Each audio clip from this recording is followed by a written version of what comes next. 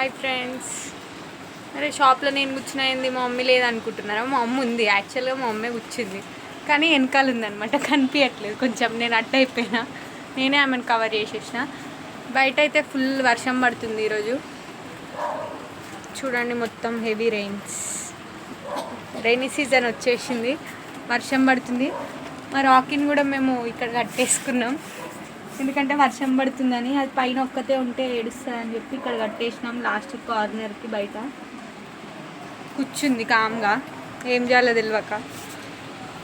So మేము కూడా ఏం చేయాలో తెలియట్లే, టైంపాస్ అవ్వట్లే అని రీల్ చేస్తున్నాం.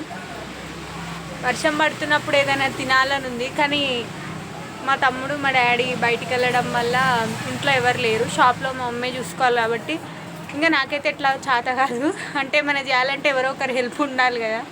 ఫుడ్ ఓన్గా ప్రిపేర్ చేస్తే ఇంకా తెలుసు కదా, డాడ్స్ లిటిల్ ప్రిన్సెస్ వండితే ఎట్లుంటుంది, అంతా ఎవరు తినలేరు అనమాట.